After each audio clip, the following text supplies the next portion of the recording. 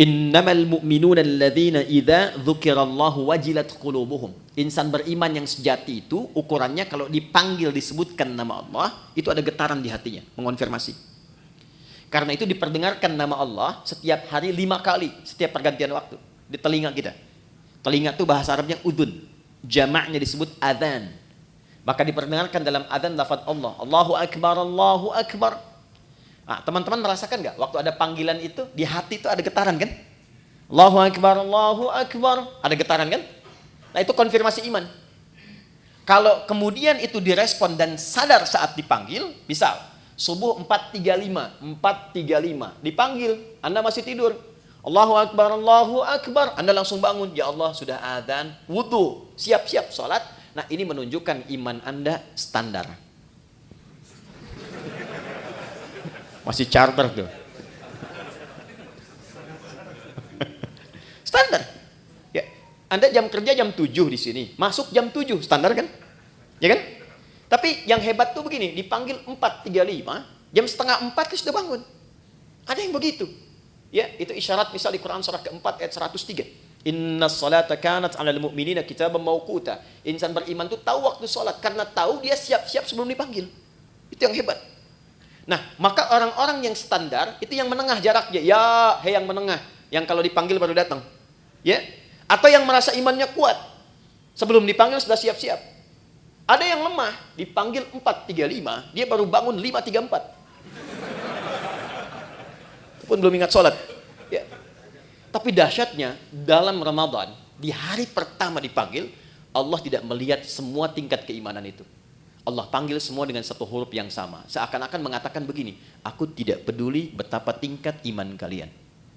Maka di detik ini, aku panggil semua tanpa kecuali. Yang lemah aku kuatkan, yang menengah aku dekatkan, yang dekat pun aku tambahkan kekuatan kembali.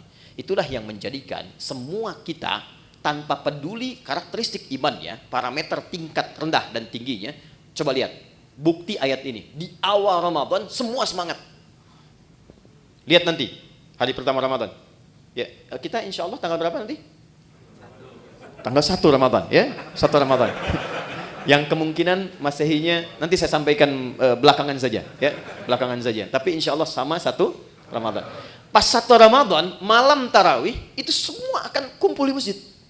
Terlihat, nggak peduli apakah dia jarang ke masjid, apakah dia jarang berjamaah, itu bisa kumpul semua. Tapi problemnya adalah, Allah turunkan rahmat itu hanya di awal untuk memberikan sebuah bekal dasar. Nah, apakah kita mampu menjaga itu atau tidak sampai akhir itu kembali kepada manusianya masing-masing. Itulah sebabnya butuh tarhib. Kalau nggak disampaikan dari tarhib, itu bisa terjadi kemajuan. Anda awal sampai 10 sak, hari kedua maju 9, 3, 8, ya. Terus sampai dekat mudik kosong kan? Ya. Dan itu selalu diingatkan sebelum Ramadan, tapi kejadian terus gitu. Coba lihat nanti. Ya, karena apa? Motivasinya berbeda. Motivasinya berbeda. Nah, ini poinnya. Jadi di awal Ramadan, ya sudah diingatkan dalam ayat yang pertama turun, Allah berikan perangkat kemudahan bagi setiap personal untuk mendekat kepada Allah. Supaya terjadi peningkatan ketakwaan. Dahsyatnya apa? Ini motivasi pertamanya. 1. Saya langsung kembali ke hadis di Al-Bukhari. Perhatikan baik-baik. Man shama Ramadhana imanan wa ihtisaban ghufira lahu ma taqaddama min dhanbi. Masuk malamnya, hadis yang sama, beda diksinya. Man qama Ramadhana imanan wa ihtisaban ghufira lahu ma taqaddama min dhanbi. Karena pertama kali masuk Ramadan kita ibadah malam, salat, disebut dengan qiyam, pekerjaannya disebut dengan qama. Perhatikan anugerah besarnya saat Ramadan. Dari alladzina dipersonifikasi jadi man. Kalau man itu sudah ke personalnya. Kalau alladzina masih umum. Siapapun dari yang banyak ini, malamnya memulai dengan menyiapkan diri untuk menunaikan tarawih. Man qama Ramadhana, khusus Ramadan, bukan yang lain. Imanan, karena panggilan imannya merespon seruan Allah. Di Allah panggil, ya ayyuhalladzina amanu, Anda datang dengan iman itu. Jadi bukan karena orang lain tarawih Anda ikut. Bukan karena imamnya bagus saya ke situ gitu. Bukan. Karena kesadaran bahwa selama ini saya sibuk, jarang nyari akhirat. Selama ini orang sudah menghafal Quran, saya baca aja belum punya waktu. selama ini orang tahajud, saya masih kejar kerja lagi, dapat meninggal, bekal belum siap. Maka ketika diberikan Ramadan, saya sadar ini peluang saya. Maka dia datang dengan imannya. Begitu datang dengan imannya, dia mengoreksi dirinya. Dia sadar, ya Allah, selama ini saya sibuk, Engkau berikan aku kesempatan sekarang untuk mendekat kepadamu. Lalu dia bacakan kalimat yang Nabi ajarkan kepada Sayyidah Aisyah, Ummul Mukminin. Allahumma innaka afuwwun karim, tuhibbul afwa fa'fu anni. Ya Allah, Engkau mencintai orang-orang yang mendekat kepadamu. Engkau maha mulia yang memaafkan. Selama ini hamba sibuk, hamba banyak berbuat maksiat. Malam ini hamba menegadah kepadamu untuk memohon ampunanmu. Itu yang disebut ihtisaban.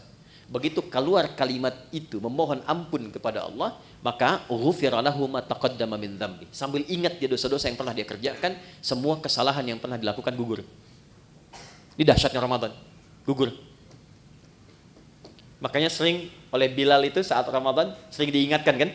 Ya, yang mengingatkan kadang-kadang saat Ramadan ada di samping imam itu, Allahumma innaka afuwwun karim tuhibbul afwa fa'fu anni. Diingatkan supaya menghadirkan rasa-rasa kenikmatan bertobat kepada Allah. Itu ketika Anda mengucapkan kalimat itu, maaf sekali, disertai dengan keimanan, bukan kalimat biasa. Anda ingat dosa yang lampau, ingat koreksi diri, memohon kemuliaan Allah, ghufira lahu ma taqaddama min dzambi. Semua dosa-dosa yang pernah dikerjakan, ditobati di malam itu gugur langsung. Kecuali utang ya, maaf. Utang tetap berlaku, ya. Utang itu harus lunas, bukan dengan taubat jadi lunas, tidak. Ya. Apa faedahnya? Begitu selesai, dosa diampuni, Anda bangkit misalnya, baru takbir, kemudian meninggal, itu Masya Allah. Meninggal di malam itu dengan taubat gugur semua, dapat satu amalan, sudah faqad waqa ajruhu 'ala Allah. Dosanya hilang, amalannya tumbuh. Jadi peluang mendapatkan rahmat Allah di akhirat ke surga ini menjadi lebih besar. Hisabnya ringan. Itu nggak ditemukan di waktu-waktu lain kecuali Ramadan. Kalau bersamaan itu dengan malam Al-Qadar, bersamaan, maka sholat yang pertama ditunaikan itu langsung pahalanya lebih dari 1000 bulan. Bukan sama dengan 1000 bulan, ingat. Ayatnya mengatakan Lailatul Qadri khairum min, khair min itu lebih dari, bukan sama. 1000 bulan itu kurang lebih 83 tahun lah kalau dikonversi. Lebih dari itu lebih banyak. Jadi kalau ada misalnya Anda ngaji itu selepas tarawih, cuman baca satu ayat misalnya, Nun, pas malam Al-Qadar, itu nilai nunnya lebih daripada 83 tahun. Ada yang seharian bisa baca Nun, Nun, Nun, Nun. Ya, dan ingat di hadis Muslim, konsepsi pahala itu kan menutup dosa. Ya, pahala tutupin dosa, pahala tutupin dosa. Ini sholat nih ya, misal selesai sholat, ada yang menggibah dan nggak tanggung imamnya misalnya, ya gitu amat ya bacaannya, si amat aja nggak begitu ya, dia keluar tuh, dibicarakan, itu di hadis Muslim, pahala sholatnya langsung ditransferkan kepada orang yang digibahkan itu. Wa syatama hadza, wa qadhafa hadza, wa daraba hadza, wa safaka dama hadza. Ada yang berselisih, difitnah, itu langsung pindah. Jadi konsepnya yang soleh menutup yang salah. Nah sekarang berapa banyak yang dikumpulkan yang soleh itu? Sementara dari ujung kepala sampai ujung kaki, maksiat seringkali terjadi setiap detik sekarang. Mata udah salah lihat tuh, baru bangun udah salah lihat. Cek WA kan? Niatnya pengen lihat YouTube ceramah, yang keluar iklan yang tak pantas. Ya kan? Dilihat apa dilewat? Ya, dilewat sayang, gitu kan? Dilihat dosa, ya. Tapi kan iman yang menguatkan, lewat. Ya, istighfar lisan, astagfirullah. Ya, ingat meninggalkan maksiat itu ada pahalanya. Jadi ketika Anda skip atau Anda palingkan ada istighfar, dicatat pahala. Bukan cuma tinggalkan biasa, itu nahi mungkar. Nahi mungkar itu ada pahala seperti amar ma'ruf. Tapi harus bersamaan. Palingkan istighfar, bukan istighfar nggak berpaling. Astagfirullah. Apa? Ya. Apalagi sini, ini nutup nih. Jadi itu nggak ada kecuali Ramadan.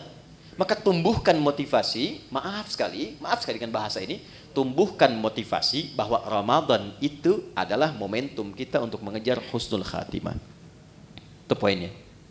Maka di ujung ditutup dengan kalimat kama kutiba 'alal ladzina min qablikum la'allakum tattaqun. Diharapkan dengan meningkatnya ibadah di bulan puasa ini ada kesadaran personal dalam diri kita bahwa kita satu saat akan pulang, dan bekal pulang itu cuma takwa.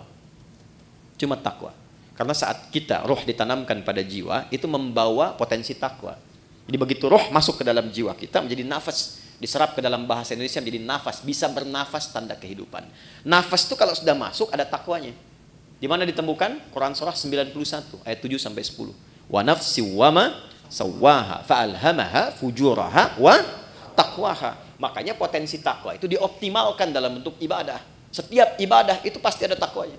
Kita sholat barusan. Sholat itu dibuka dengan kata iman dan takwa. Dzalikal kitabu la raiba fi hudal lil muttaqin. Siapa orang takwa di situ? Alladzina yu'minuna bil ghaib wa yuqimunas. Puasa jelas. Haji, nanti mau haji itu. Itu takwa ujungnya. Al-Baqarah 197, wa tazawwadu fa inna khairaz zadid taqwa. Itu poinnya. Jadi secara singkat, kalau kita dengar kata Ramadan, Ramadan, Ramadan, sandingkan kalimat itu dengan kata pulang. Yuk. Jadi kalau sekarang masih kita abai dengan Ramadan, tanyakan aja, kalau meninggal siap nggak bekalnya? Ya, saya tutup dengan satu bagian pertama ini dengan satu kalimat dari Jibril alaihissalam yang Nabi langsung like. Kita wajib share, nggak usah komen lagi. Ya, perhatikan komentar Jibril alaihissalam ketika Nabi akan naik ke mimbarnya. Mimbar Nabi itu ada 3 gundakan, step 1, 2, 3. Begitu naik, kata Jibril alaihissalam, ini ada di Al-Mustadrak karya Al-Imam Al-Hakim Naisaburi.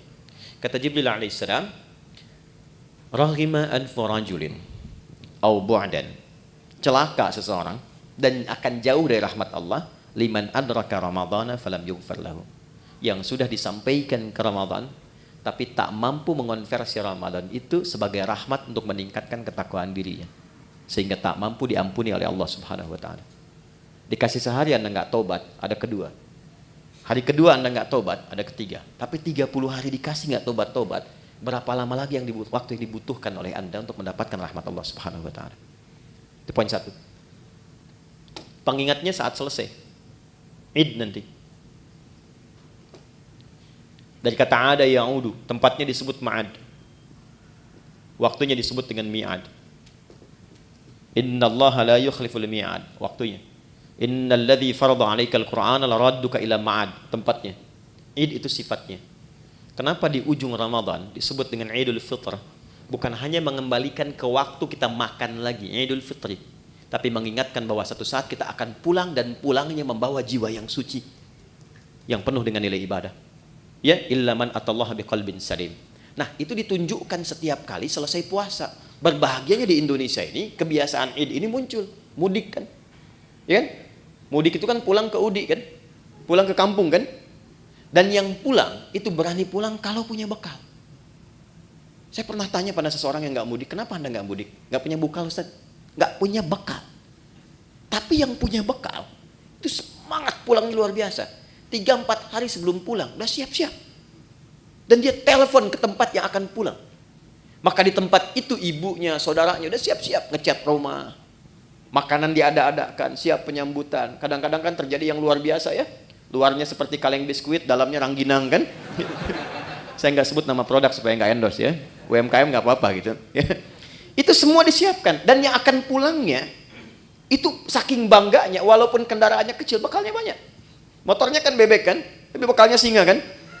Coba lihat, dusnya ditambah lagi pakai pelepah kurma, sampingin lagi pelepah pisang tuh ya kalau di sini. Ya, pelepah pisang tambahin dus tambah lagi, dan dia tuliskan aku pulang sayang. Kenapa? Karena siap. Di akhirat tuh begitu. Ketakwaan personal ini wujudnya dari sholat, puasa, Quran, haji. Ini yang menjadikan pintu-pintu surga bergantung dengan amalan ini. Di surga itu ada 8 pintunya, dan 8 itulah amalan pokok kita. Makanya nanti ada yang dipanggil dari pintu puasa yang rajin puasa, pintunya Ar-Rayyan. Ada pintu babus sholah, pintu tahajud, pintu sedekah. Pastikan Anda menekuni ketakwaan personal itu di sisi yang mana sehingga punya kebanggaan saat pulang. Kalau belum sempat baca Quran, saya kasih kabarnya dari sekarang. Saya keliling-keliling Indonesia. Sekarang di setiap tempat tuh berburu Quran. Dari mulai anak-anak kecil yang 3 tahun, 4 tahun, 5 tahun, bahkan yang kata orang gak bisa melihat, matanya buta. Saya selalu katakan Allah tutup peluang matanya untuk melihat maksiat. Itu mereka pun sudah mulai menghafal Quran. Dan banyak di antara mereka juga punya kesibukan. Ada yang tempat ber-AC, nyaman, tenang, enak. Dengan semua fasilitas belum mampu mendekat kepada Allah, maka bandingkan dengan orang-orang yang kerja di lapangan.